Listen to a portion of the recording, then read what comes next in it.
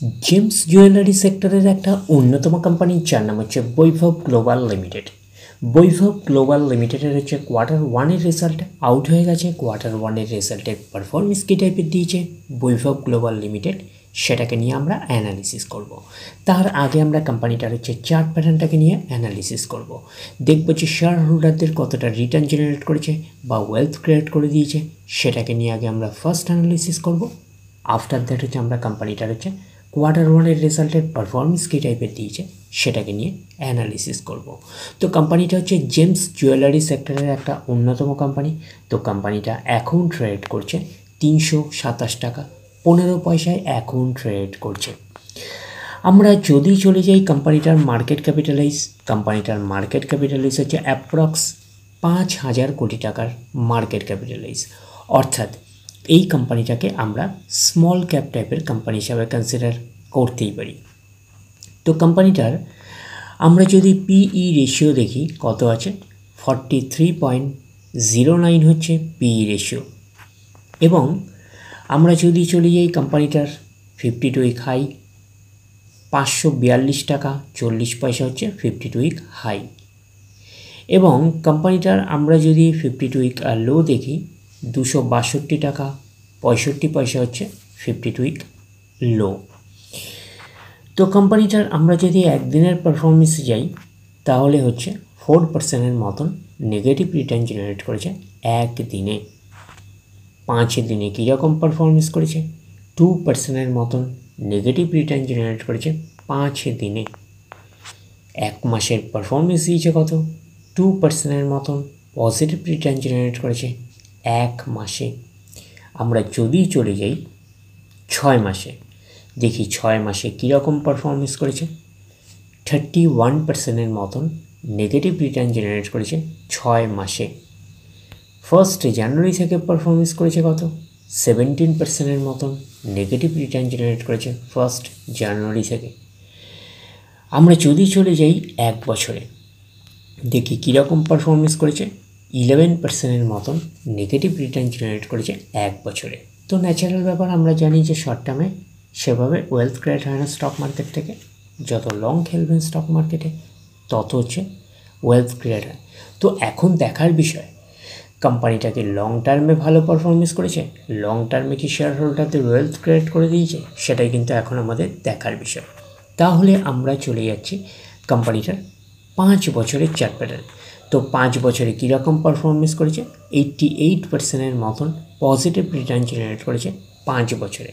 তো 100% মানে investment double, তো ইনভেস্টমেন্টকে কিন্তু সেই অর্থে কিন্তু 5 বছরে ডবল করেনি। তো সেই হিসাবে কিন্তু আমরা একটা বলতে পারি যে 5 বছরে একটা আন্ডার পারফরমেন্স করেছে, আমরা কিন্তু এইটুখানি বলতেই পারি। এইবারে আমরা চলে যাব কোম্পানিটার হচ্ছে ম্যাক্সিমাম চার্ট প্যাটার্নে। তো ম্যাক্সিমাম চার্ট প্যাটার্ন হিসাবে পারফরমেন্স করেছে 3015% মতন পজিটিভ রিটার্ন জেনারেট করেছে অল টাইম বা ম্যাক্সিমাম। তো কোম্পানিটা লিস্টেড হয়েছে কবে, 2004-এ। তাহলে 2004 থেকে এখন অবধি রিটার্ন জেনারেট করেছে 3015% মতন পজিটিভ রিটার্ন জেনারেট করেছে অল টাইম বা ম্যাক্সিমাম। তো ম্যাক্সিমাম চার্ট প্যাটার্নটা লেফট টু রাইট ওপরের দিকে মুভ করছে। তো সেই হিসাবে কিন্তু একটা ডিসেন্ট টাইপের চার্ট প্যাটার্ন হিসাবে আমরা কনসিডার করতেই পারি। যেহেতু কোম্পানিটা একটা স্মল ক্যাপ টাইপের কোম্পানি, যেরকম আপনাদের রিটার্ন হিউজ দেবে সেরকম বড় বড় কারেকশানস হবে, এইটুখানি কিন্তু মাথায় রাখবেন। তো এই জায়গাটা দেখতে পাচ্ছেন একটা বড় কারেকশানস। তো এইসব জায়গা যদি আপনারা এক্স্যাক্টলি ক্যালকুলেশন করে দেখেন দেখতে পাবেন বড় বড় কারেকশানসও রয়েছে। তো স্টকটার নেচারই এইরকম, এইটুখানি মাথায় রাখবেন। তো এখন দেখার বিষয় কোম্পানিটার Q1 রেজাল্টের পারফরমেন্স কী টাইপের দিয়েছে। তাহলে আমরা চলে যাচ্ছি কোম্পানিটার Q1 রেজাল্টে। আমরা চলে আসলাম কোম্পানিটার হচ্ছে Q1 রেজাল্টের PDF ফাইলে। তো আগে দেখে নিই কোম্পানি ডিভিডেন্ড ডিক্লেয়ার করেছে নাকি, এটাকে আগে আমরা দেখে নেব। ডিক্লেয়ার্ড দ্য ইন্টারিম ডিভিডেন্ড 1.5 টাকা করে কিন্তু ইন্টারিম ডিভিডেন্ড ডিক্লেয়ার করেছে। তো ইন্টারিম ডিভিডেন্ডের ক্ষেত্রে কিন্তু শেয়ার হোল্ডারদের অ্যাপ্রুভালের প্রয়োজন হয় না, এইটুখানি মাথায় রাখবেন। এইবারে আমরা চলে যাব কোম্পানিটার হচ্ছে Q1 রেজাল্টে, দেখব যে Q1 রেজাল্টের পারফরমেন্স কী টাইপের দিয়েছে। তাহলে আমরা চলে আসলাম Q1 রেজাল্টে। আগে আমরা ফার্স্ট আমরা দেখে নেব যে সিকোয়েন্সগুলো ঠিকঠাকভাবে সাজানো রয়েছে নাকি, এটাকে আগে আমরা ফার্স্ট দেখে নেব। এটা হচ্ছে এই কোয়ার্টার, মিস হচ্ছে কোয়ার্টার 1, এটা প্রিভিয়াস কোয়ার্টার, আর এটা হচ্ছে 1 বছর আগে। তাহলে সিকোয়েন্সগুলো ঠিকঠাকভাবে সাজানো রয়েছে আমরা এটুখানি বলতেই পারি। এইবারে আমরা দেখে নিই যে অ্যামাউন্টগুলো কিসে দিয়েছে। অ্যামাউন্টগুলো হচ্ছে ল্যাক্সে দিয়েছে অ্যামাউন্টগুলো। এইবারে আমরা চলে যাব কোম্পানিটার টোটাল ইনকামে। তো টোটাল ইনকামে যাওয়ার আগে আমরা কি করব, একটু লার্জ করে নিয়ে অ্যাডজাস্ট করে নেব, তাহলে আপনাদের কাছে ব্যাপারটা আরও ভিজিবল হবে। এইবারে আমরা চলে আসলাম কোম্পানিটার টোটাল ইনকামে।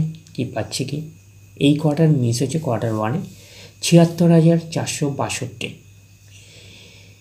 প্রিভিয়াস কোয়ার্টারে ছিল কত, ৭৯,৯৫৮, এবং 1 বছর আগে ছিল ৬৬,৫৬৩।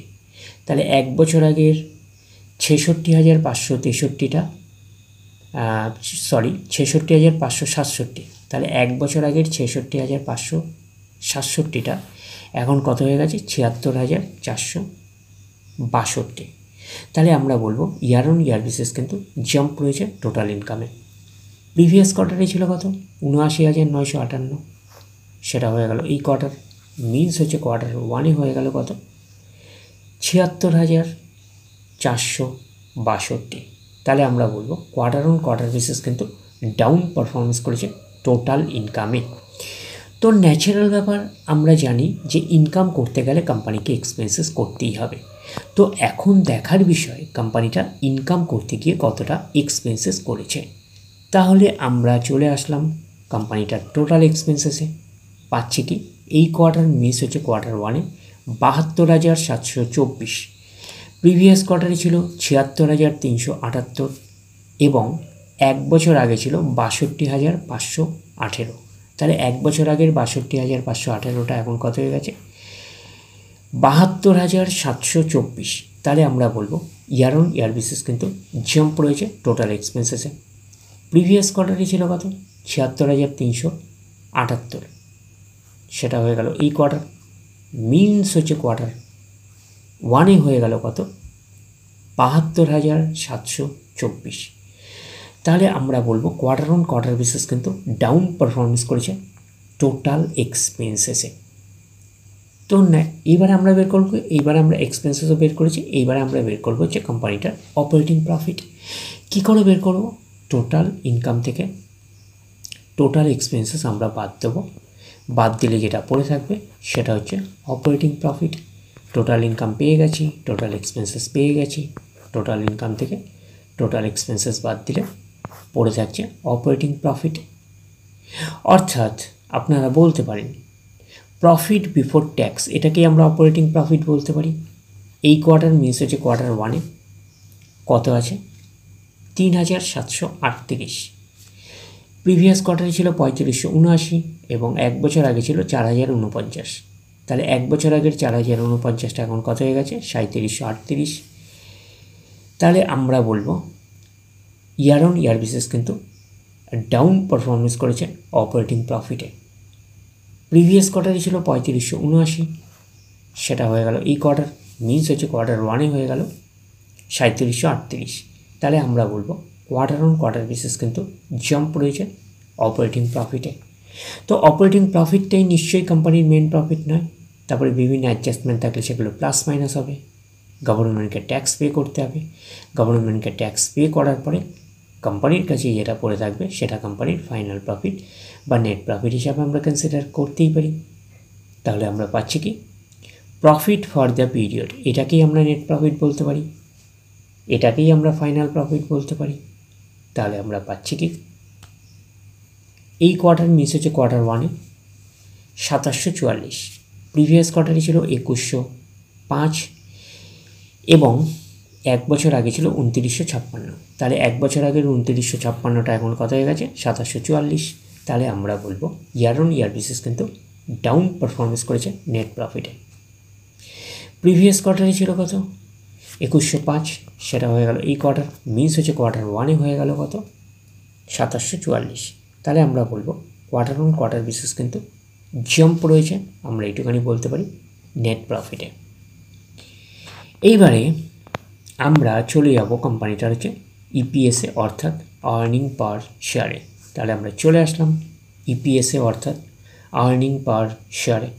পাচ্ছি কি এই কোয়ার্টার মিস হচ্ছে কোয়ার্টার ওয়ানে কত আছে 1.76, প্রিভিয়াস কোয়ার্টারে ছিল কত 1.30 এবং এক বছর আগে ছিল কত 1.80। তাহলে এক বছর আগের 1.80টা এখন কত হয়ে গেছে 1.67।